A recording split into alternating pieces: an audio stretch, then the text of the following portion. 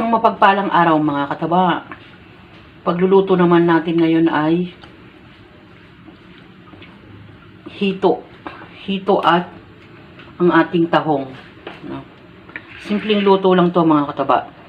Tulad nito, nalinis ko na yung hito. Nilagyan ko muna yan ng asin para mabawas naman yung dulas ng hito at saka natin nilagyan ng pampalasa na salt lang. Hindi ako naglagay ng pepper.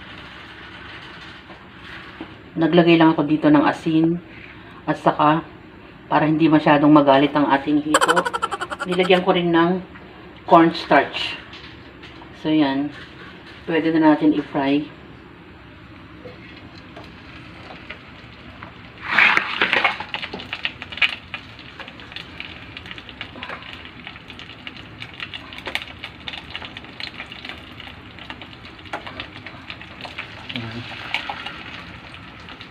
Lagyan muna natin siya mga 3 piraso.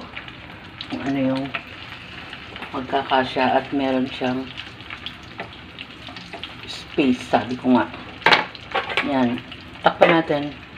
Isa munang click! Oh. Luto na yan! Diba? Luto ng ating hito. Sabi ko naman, hindi na natin masyadong pinatatagal ang pagpiprito. Tapos, dito, sinalang ko lang ating bawang, sibuyas, luya. At isusunod naman natin ilagay ang ating tahong. Nalinis ko na ito mga kataba at naibabad ko na ito. Binababad muna para matanggal ang kanyang mga lumot kasi mag-o-open ang kanyang shell at lalabas yung mga dumi-dumi ng ating tahong. Ginagawa ko pa nga dito mga kataba, nilalagyan ko ng asin para mabawas din yung ano niya, mga dumi-dumi. Kasi bukod sa lumot, habang binababad mo yan, marami pa lumalabas na mga dumi-dumi na ating tahong.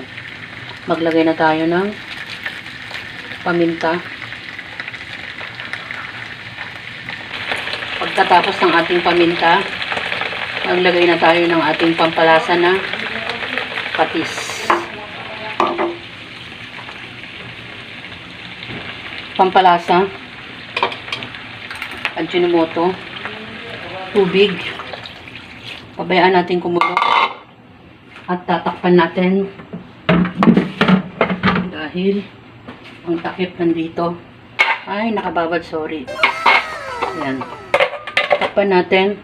Tapos ang pinakagulay niya, maglalagay tayo ng dahon ng ampalaya at siling green. Pag kumulo na yan. Yan mga kataba. Balik-balik. Inuna kong ilagay yung ating siling green. At medyo lumalasa na yan. Maglagay na tayo ng dahon ng ampalaya. Yan. Para ang ano ko sana, maglalagay ako ng malunggay mga kataba. Pero may nakita ko sa rep na ampalaya at mas gusto ko ito. Yan. Hindi naman masyadong marami itong nilagay ko. Para meron ding gulay ang ating tahong. Tikman natin. Ay, masarap na siya. Yan. Ito ilang ng konti ang ating dahon at hindi naman kailangan nyo ng ano.